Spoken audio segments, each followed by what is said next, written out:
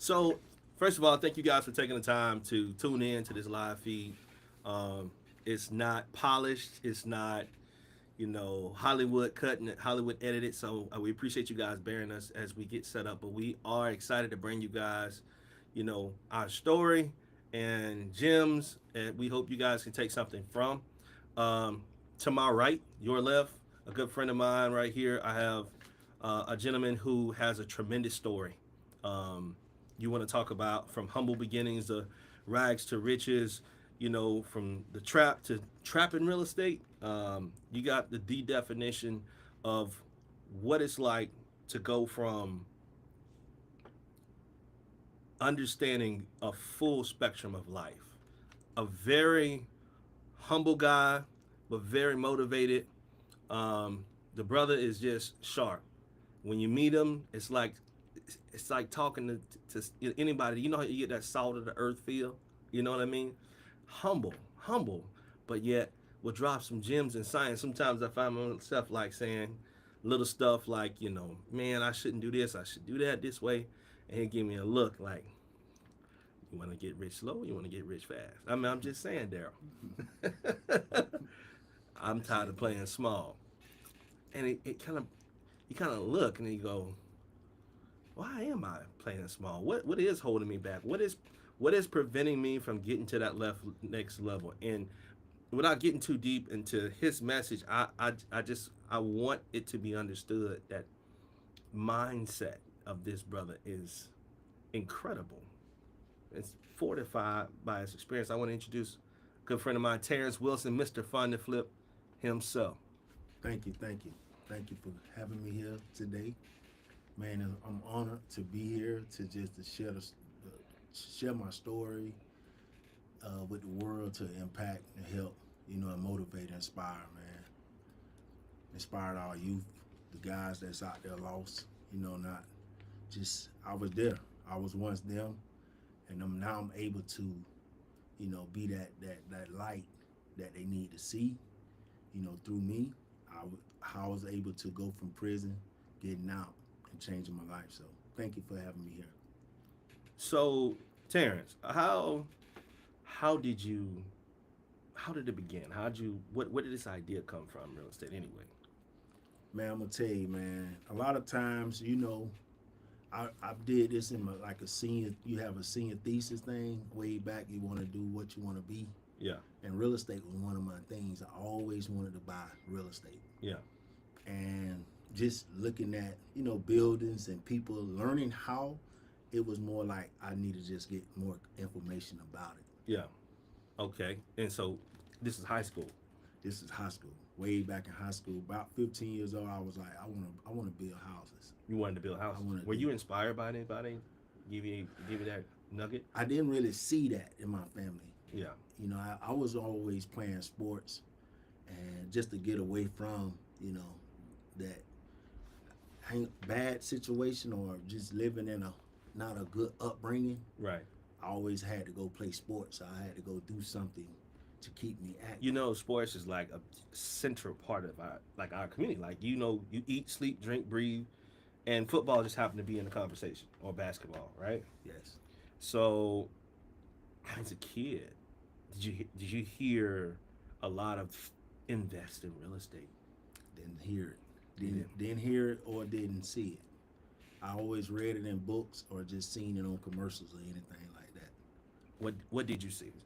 Just commercials, just something. I mean, in your childhood, like what was it like? I'm gonna tell you, man. Coming up, man, I grew up in Washington Park. They Yeah, called it the projects, the bricks, yeah, and it was a lot of things going on out there. yeah, People getting shot. Is we fighting every day, yeah, playing football, yeah, through it all. I yeah. mean, you can hear the bullets. People shooting and stuff. I'd be like, man. My Wow. mom used to always tell her to stay in the house. Wow. But I used to be the one I want to go out, you know what I mean, Yeah. and do things that a normal child would do. Right. Instead of being forced to, you know, hey, it's going on outside, but we're gonna get out here, we're gonna play some football and Yeah, we're gonna and play live some it up. football, and I think that was a more of a getting away from what environment the situation was at. Right, right. So, Washington Park. So bottom. My that's where my grandma did lived, and then I stayed in Orangewood, Okay. Providence. Okay. So, football coach, I understand. We come down the hill. We play back then they had Merc boys, brick boys, whatever. But we Mm-hmm. had neighborhood Mm-hmm. teams. Yeah. We Yeah. get out there and ball out. And I have to admit, I was blessed to say I didn't get to see a whole lot of shooting, but I understand the culture. I understand what you did get to see in the bottom. And the name, the bottom itself, kind of says a lot of the story, right?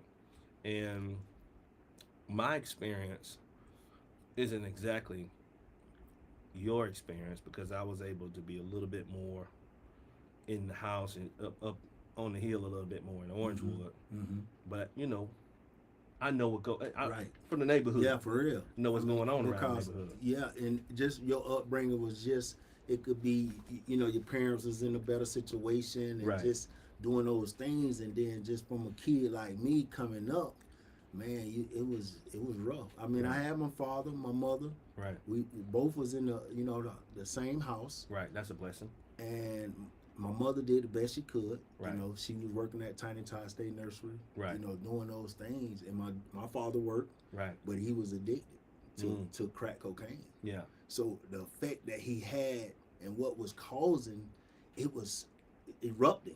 You Right. know what I mean? As Right. I'm seeing my mother going through these things, but I'm young and not really know Right. what right. really going on until as I got older. Right. As I look back and like, wow, like Right. but I love my father everywhere. Guess what? It was crazy that I used to be around him everywhere he go, just cause I wanted to be with him. Right. But he maybe was taking me In places you shouldn't in be. places I shouldn't have been, seeing it, people, running the cars and he getting what he getting, and I'm not even, it's in my mind like, dang, but guess what I'm seeing?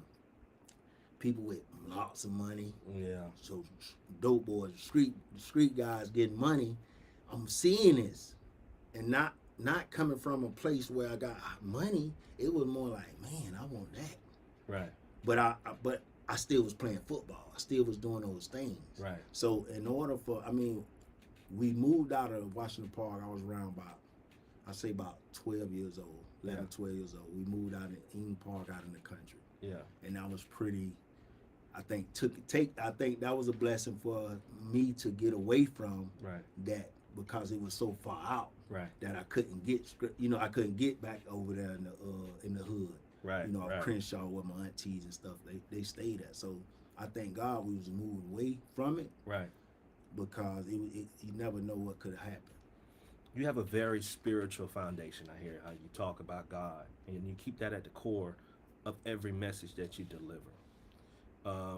How much has your spirituality played into your foundation around your business? Whew, man, I'm telling you, going to prison. Listen, I was everywhere I played football, basketball getting MVPs with Lakeland Fire. That was one of the programs really saved my life.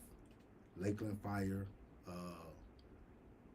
starting at a young age playing sports, and to piggyback off the question, just what leading into how my story really opening up. And it's like, wow, like I always had people that love me. They would treat me like they own their son, Right. Parents on the team, because I wasn't getting that support. My mother wasn't in the stadium. My father wasn't coming. So when I look up, all I see is Everybody else. but then the hurt that I was going through, I would take it out on the court. Yeah. I would put my mind to not even think about, dang, why my mama don't want to show? It made me feel like nobody cared about me. And so, out of that feeling of nobody cared, birthed an animal, a competitive animal. Man, that was because I wanted to be the best. Right. I wanted to see somebody. I'm proud of you. Man, that was rough. I was the upbringing of, like, when they say the black sheep of it, like, you get treated this way and everybody get. I was that guy. I was that kid. And to this day, I don't really. It's like being that sheep. I thank God for being that. Right. You know, that toughness, but then the mental Yeah. toughness where it plays a big role in your life Yeah. is not giving up. Right. You know what I mean? And like, man, I can only fail. But I would do things. I know being hard headed, they say. Right. Your mother tell you to do this, but you do the opposite. Right. I was doing the opposite. I Yeah. was doing things just to get me some attention. Yeah. But in reality, I look back, it caused me to do a lot of things that I shouldn't have did. Mm. Seeking attention. Seeking attention. Yeah. Guess what? I may get in trouble in school. You know, don't care. It was like I didn't care, but I cared. Right. But then I know some type of way I get some attention. Right. Right. So through that journey, I mean that process of showing up, you know, Lakeland Fire, man. Thank God for Lakeland Fire. Thank God for. How much of those sports, Lakeland Fire, your childhood competitiveness, how much does that play a role in your enterprising ventures? Man, seeing traveling. I was able to go out of, you know, the country for the first time, young, 12, 13 years old, going to the Cayman Islands, seeing different things, mine. You know, I was exposed that way. Right. You know, with that through the Lakeland Fire, I was exposed, seeing different things, seeing successful people. You got a chance to see something outside of watching the park. Yes. And be inspired by it. Yes.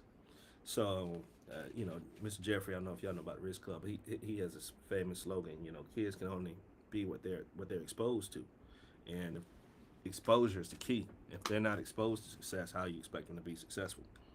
And I think that's a beautiful thing because a lot of inspiration is garnished from what we're around and who we're around, and you know how we rub off on people, and what people rub off on us.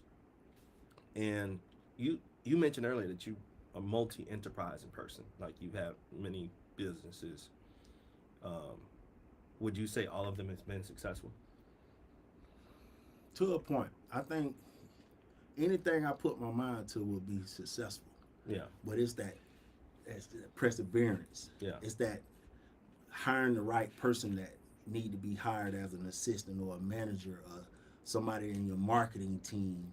You got to have someone calling, so it has to be a machine running, right, and not just you being the assistant, the everything. Yeah, it is not just gonna work. You're gonna drain yourself. Right, 100%. You're gonna drain yourself to the point where you like, I don't even want to do it no more because I'm draining. I love what I do, but like even when I came home from prison, I started a mobile detailing business. How did that go? Man, listen, I'm gonna tell you.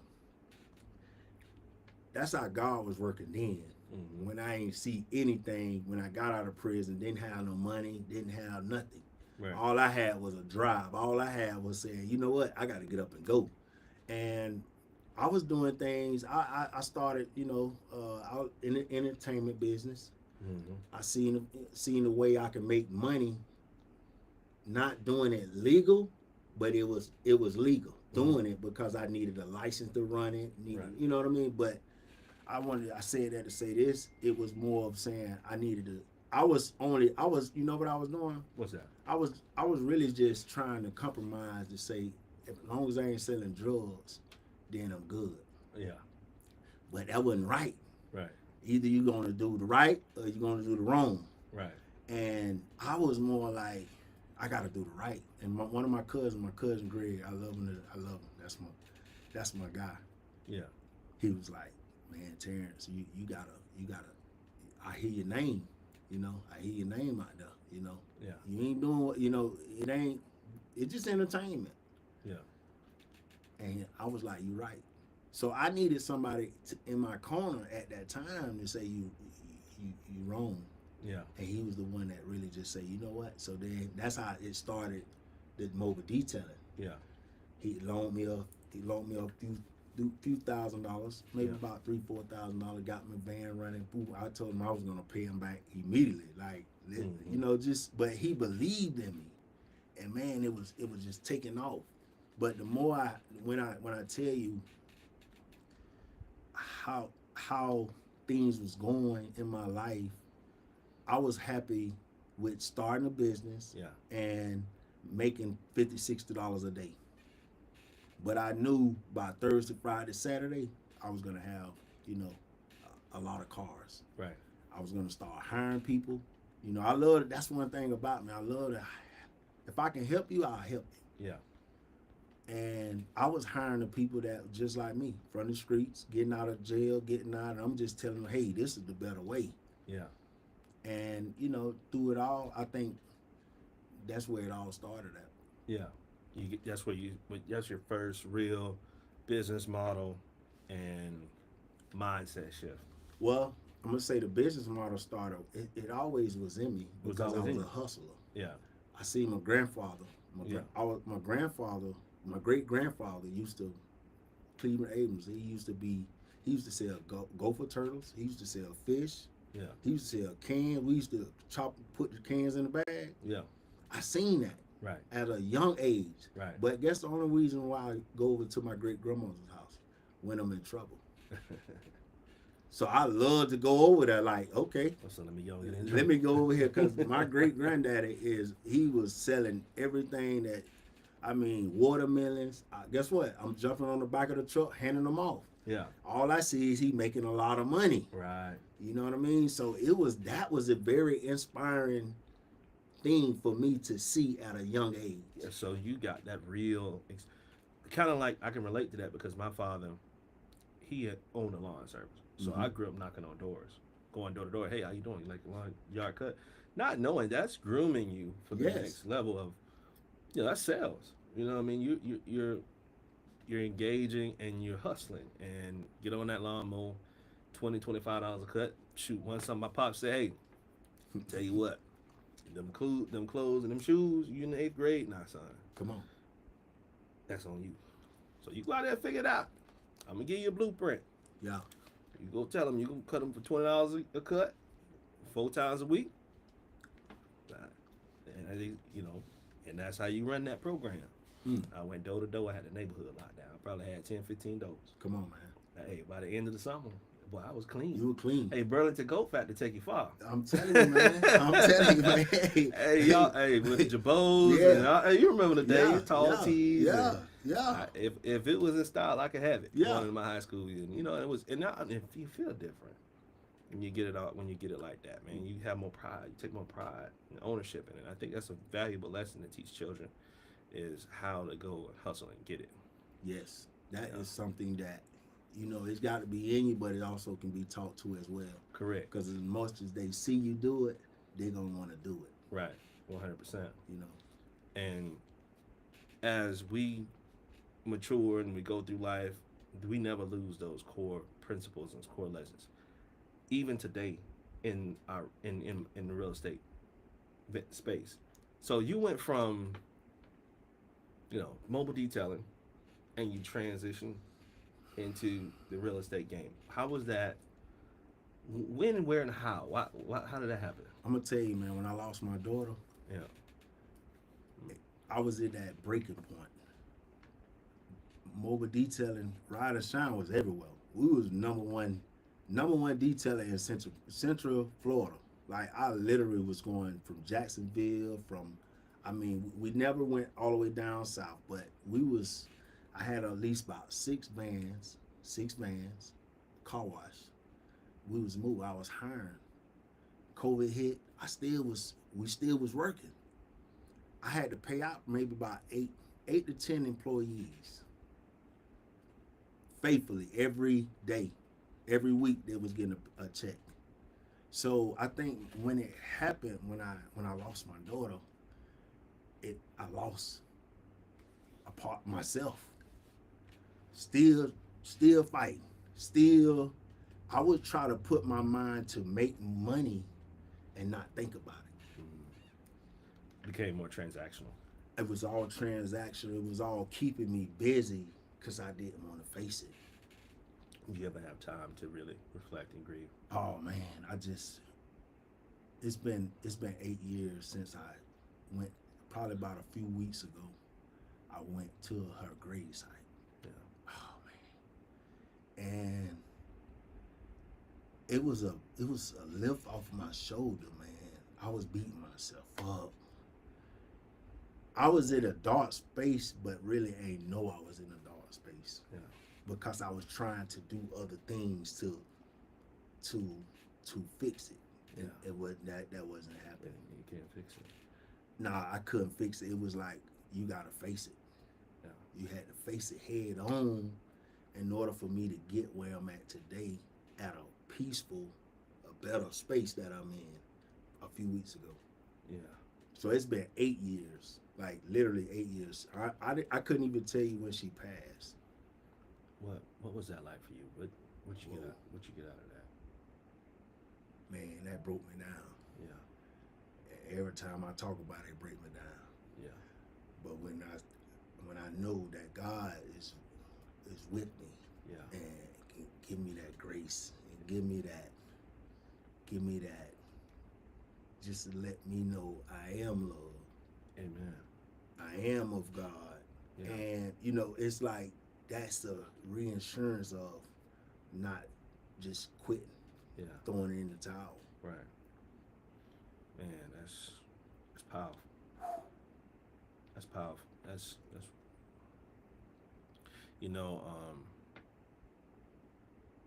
you said something. You said face it. Mm. And how many times in life where we get caught just running, trying to cover things up, thinking nobody else sees it, Mm-hmm. and we just run and we run and we run, but you never can really run from God It's like you run yourself into a hole. every time.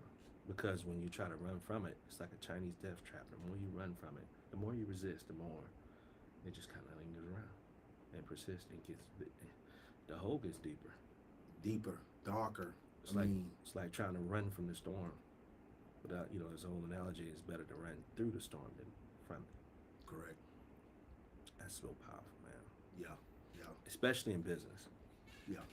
In life. Because here's the thing. I think a lot of people feel like you got to separate business from how you do life. And I think the honest evaluation is the way you do life oftentimes is the way you do business. Correct. So the things you show up in your personal life, those things that persist are going to show up in your business life.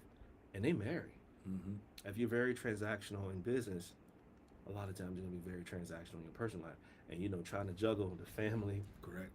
And juggling the companies, that's a delicate dance. You gotta have a mindset and a motor in you. Yeah. Because you gotta balance both.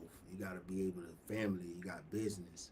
And those things have to work together. Yeah. Because if the family is going down, the business, you ain't thinking because there's so many problems and chaos over here. Yeah. To where things you just gotta keep going, man. One thing I'm very inspired by, what I see, your wife, I mean, she's killing it. And your family, y'all move as a pack. I see a sense of a unit, right? It seems like, yeah, she's very busy. You got a lot going on. But it seems like you guys are enrolled, or you guys are committed to a bigger picture together. Like almost, I get that sense that you guys got a direction you're going in. A lot of time, man, it's just you have to have the same mindset. You gotta have that get up and go. Yeah. You gotta have. Sometimes you gotta put yourself last and put everybody.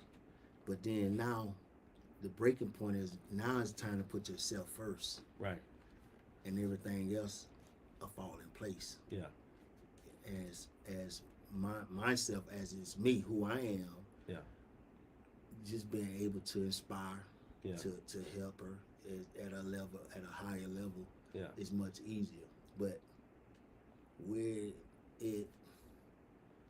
it's just, I think that's what it is, balancing and stuff. But my life got to be, in order for me to be the best man I can be, mindset you have to have the right mindset. Yeah. You got to be able to see the things happen before it even happened. Yeah. Vision. So we are kings. We are the ones that put that motor in. We put everybody in perspective to win. Right. That's just how it is. Right. So Without it. keep making sure you keep that vision in perspective, That's making it. sure you can lead and, like you said, see things happen before it happens. Some it was told to me like this: begin with the end in mind, by a certain gentleman that I follow, Mm-hmm. named Holton Buggs. Yes. You know, in all things, Mm-hmm. um, and so for me personally, I find myself with family and what we do because we're so busy. We're on the phone all the time. We're transacting on the real estate side of things. You're on the funding. You're doing the flipping. I got the short term rental thing going. It's hard for me personally to always go, hey, family time. We're committed. This is locked in right here. But yet I got a fire over here, and I gotta go put the fire out. And it's like, can you do both, or do you have to enroll people in and say, hey, babe, let me take care of this. I'm gonna come back and it's understood.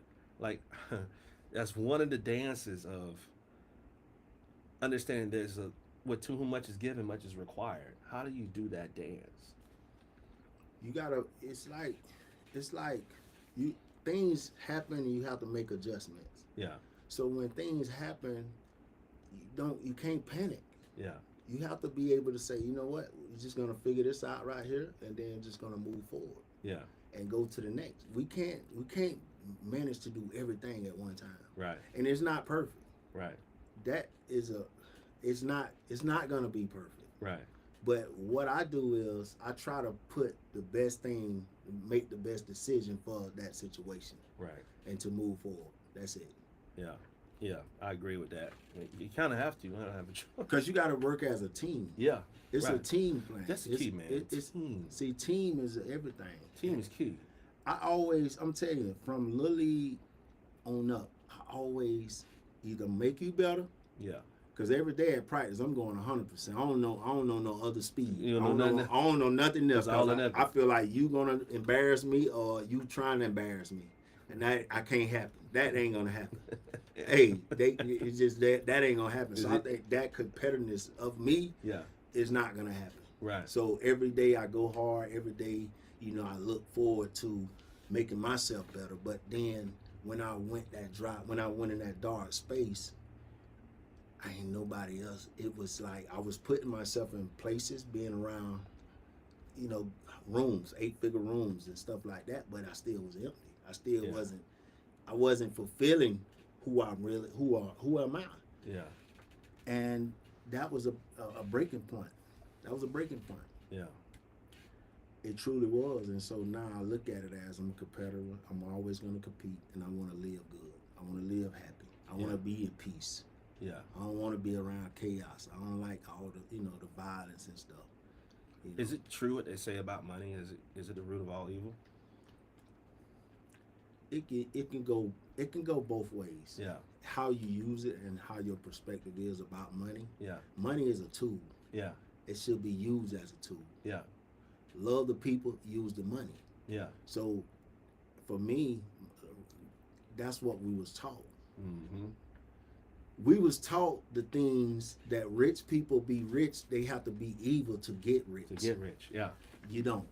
They say it's harder for a rich man to get, that whole rich man quote. But I said that rhetorically because I know the love of money is, but at the end of the day, if you can do a lot of good with money, and in order to do good, you'd have to have it to pour into other people. Correct. And I feel like in our community we're programmed to think otherwise.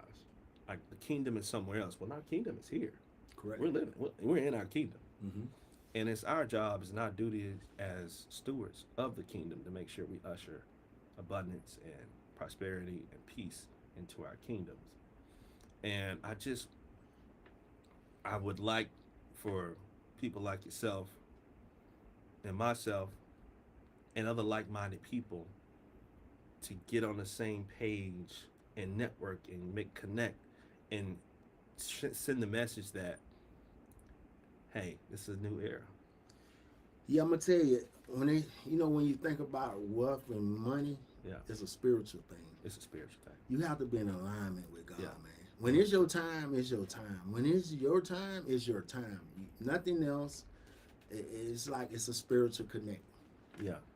It definitely is, and it's in every transaction is spiritual.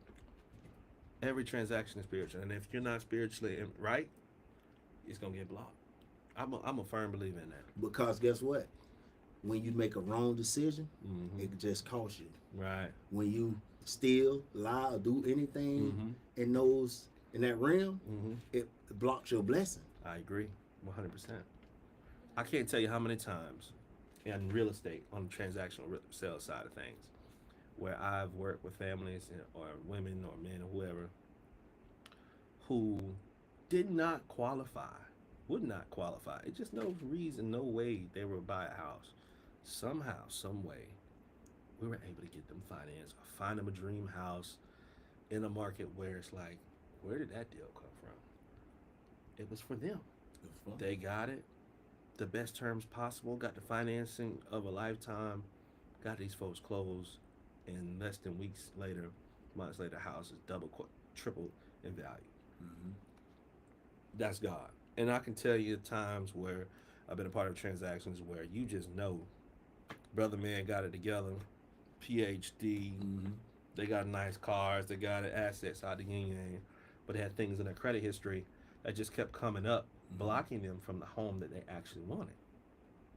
And I'm sure you can look at it and say, well, there's tangible things you point to, but I've come to the conclusion that over the years, that every miracle closing that I've had, and every closing that didn't make it, is something spiritual in the spiritual bank account. It was time for that person Mm-hmm. to buy that property or obtain this opportunity. It was on them. It was in them, and I'm an agent of doing the divine work. I just happen to connect the dots. God said, okay, this is who I'm bringing to you. Yeah. Make sure you know what I mean. Yeah. Yeah. That's how I've learned to see it. Like you said, it's a spiritual transaction. But you are, I'm working with people on the retail side. Speaking of spiritual transaction, you're more the investor side of things. So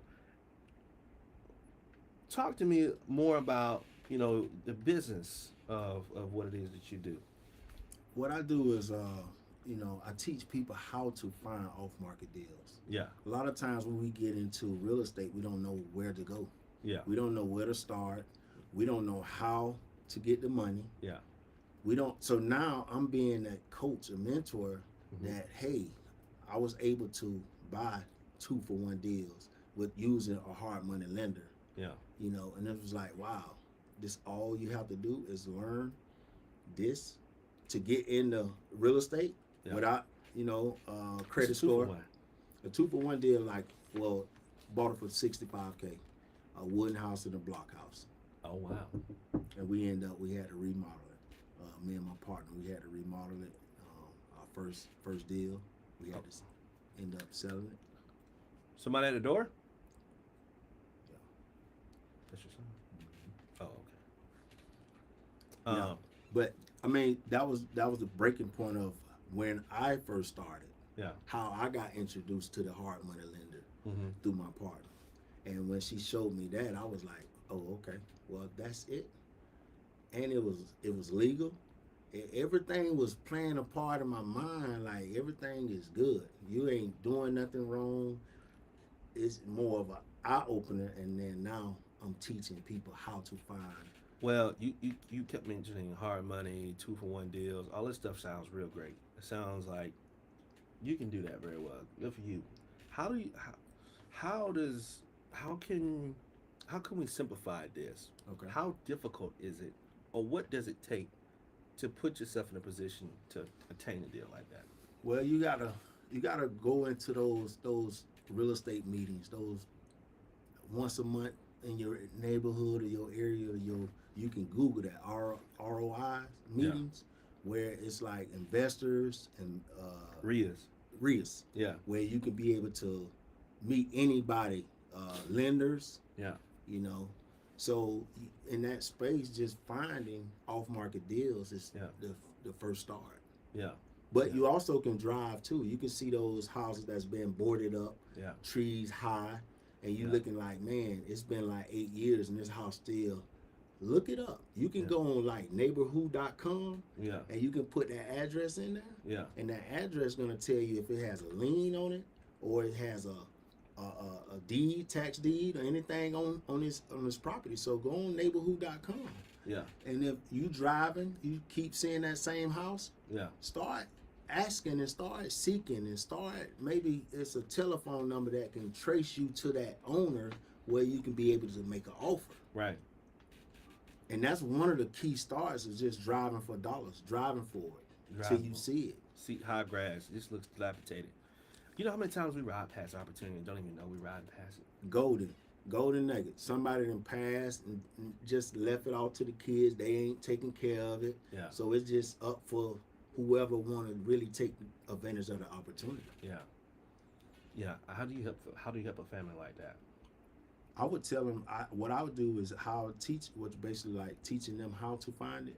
Yeah, like the scenario you just said. Oh, about neighborhood.com. No, you're saying like people leave the property up to the kids. Oh yeah, man. Like, and that's where, they done work hard for it. They done did everything to keep this in the family. Yeah. And the kids just don't know. Right. Just don't know what's next because Right. they loved ones and lost. So Right. you never know the mindset they in. Right. They ain't thinking. Right. They ain't thinking. But it's supposed to be for generation to generations. Right. And they end up breaking off because they don't know it. They just went into a dark place. I ran into that a lot. I see those probate situations, especially in our community, right? And we're like first generation where grandma left something, and I can't tell you how many times where I've seen families dump properties for extremely cheap. Hey, you know what? I'm into making money. If you want to sell it cheap, great. But that's not cool when you think all that person had to do was if their peers can't necessarily agree, you do a petition for partition, work it out, go to a lender like yourself, and maybe even do like a rehab finance, or I don't know, get the house up to retail standards and put it back on the market themselves, or rent it out, short-term rental, Airbnb.com, cash flow it and refinance it. There's so many other things you can do other than just sell it for pennies on a dollar. They just don't know. Yeah. Yeah. And that's why I think God put us in a position where we are. Get the message out like, hey. You can do it. Yeah. It's a way to do it. There's resources. It's resources. Just tapping into the right people. Yeah. Getting around good people in the circles, and information is all over now. It's in your hand now. Yeah. It's in your phone. Yeah. You can just walk and Google anything, AI, anything technology. Yeah. It's in your hand. DeepSeek, ChatGPT. Yes. There's so many ways. It's so many ways. And you offer solutions, like financing solutions for people, right? Yes. What type of financing do you offer? What we do is, what I do is teach you how to find it. Yeah. Get funding. Yeah. You can use the LLC, Mm-hmm. where you can get up to $100,000 in funding. Yeah. To purchase the house, Mm-hmm. and then the hard money lender will come in, and basically a hard money lender it's like you don't have to qualify with a lot of things Right. to deal with a hard money lender. Yeah. You may need a 640, 650 credit score. It really doesn't mean, they only look at the numbers. Mm-hmm. You got money in the bank. You got, where you can show you got proof of income. There's no personal guarantee required. Yes. Yeah. Asset back. Asset back. You don't need W-2s. All you need is bank statements and a deal. Yeah. And the deal, I always teach people like the 70% rule. Yeah. Once you get the 70% rule, where the purchase price and the rehab, Yeah. and you do that to get that number, then you'll figure out whether if it's a good deal or not. What's the 70% rule? 70% rule is, that's what I go by. I learned that probably about a couple years ago. Yeah. And it made sense because if the deal is good, it will be at 70%. So Okay. you would do like the purchase price of the house, and you Yeah. would times it by 70%. Yeah. Then you would add the rehab Yeah. cost. So with the rehab cost, you would need a GC. Like I always say, for people that's looking for houses, make sure you go walk the property with a GC. Have a GC or an inspector Yeah. to give you an idea of whether if it's a good house, a good deal, or not. So you don't jump into something and just it's. Do you have a GC in more than one market, or? What I do is I can go on Better Business Bureau Yeah.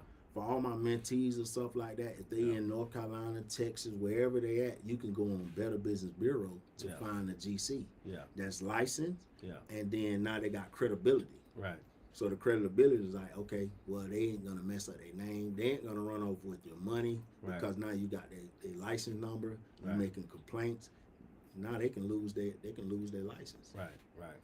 So I advise anybody to go to Better Business Bureau to look up wherever state, looking up general contractors. Right. Make a call. Give Yeah. them a call. That's a good gym. I don't think people realize how valuable that actually is. Yeah, because 'Cause or I go into Lowe's. Yeah. I go into Lowe's and Home Depot, Yeah. and I'll sit there, and all the contractors come through there every day. Oh my God, I can't tell you how many subs and contractors I picked up out of Lowe's and running through Home Depot. You can see the painters a mile away. They got the the onesies on with the paint on. Hey, you paint? Oh yeah. Oh, you do plumbing? The plumbers on the plumbing. Yeah. And just collect Get subs information. and people, guys who do work. Correct. Yeah, that's another great plug. And so you 70%, and you add your ARV, and that's how you come up with your figure. Yes, sir. Okay. Now, with your mentees, you mentioned you got mentees all over the United States. Well, I'm working. I mean, it's gonna get there because it's spreading. One of my mentees, when she first joined, she got a good deal for like 83.5. She put like 35 in it. Yeah. Using hard money lender. Yeah. Now she got it up for sale right now. So she put 35 of her own money in. Hard money lender. See, the hard money lender will fund you the deal and the purchase price and the rehab. Yeah. You just have to come up with like 20% to the table Oh, so she came up with 20%. of the They deal. paid for the purchase and the rehab, Correct. and she's gonna make how much? About 80 to 90,000. And what was the time frame on that? Well, she got in within a week. She was under contract Wow. because I'm already having houses wholesalers that send me. So she deals. signed up in 1 week. She's signing a contract on a deal that's gonna make her $90,000. Yes. Sounds Yes, that was Sounds like brainless. yes. I mean, like because, when she bought the deal, she was actually finna put another house on the contract because she was ready to move. She was Yeah. already had pretty decent credit, getting funding. Yeah. So now she's in position to, use the hard money lenders, put a little bit of money down, and build relationships as well. How much money put away does somebody need to have to get started with something like that? You're gonna need some money to start. At least I would say about 20 to 25,000. 25,000 Yeah, of their own personal Okay. cash. just liquid cash, sitting something that they can use. But then now you join a program where we teach you how to get the funding. So you may not even have to touch your money. You just get in the program. Once you get in the program, we teach you to get up to $100,000. You may can get up to more. But one of my mentees already had she's up to like $136,000, like literally right now. You mean in like not And funding. You mean just And funding, credit score, then now you PG it off your credit, your personal. so you have people secure credit lines. Yes. Oh wow. So when you secure the lines, you really don't have to use your Your own cash. personal money. Now you use your business, your LLC. So they come to you. You help them get the credit lines. They use the credit lines to put down on the project, which you help them find a deal, and then they make a profit. Correct. Either they keep it or they refi. Refi. Wow. And I always try to advise just to get first one under your belt, produce some cash flow, Yeah. make a quick $75,000 to $100,000 Yeah. in that first deal. So Wow. then once you make that first deal, now the domino effect. You hold a few and sell a few. Man, that's an incredibly valuable proposition where you're saying, look, You come to me, I'm gonna put money in your pocket. I'm gonna put the deal in your hand.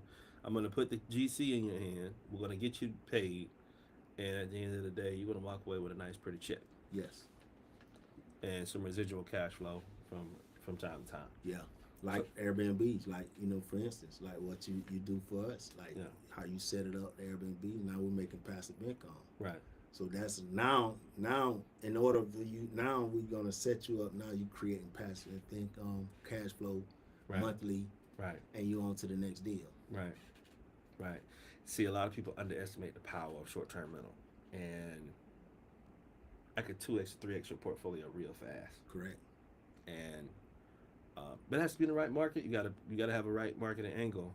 But that's a great way in today's world of cash flowing properties, where property values of 300,000. It's hard to buy a good single family home that cash flows well because the prices are high, interest rates are high.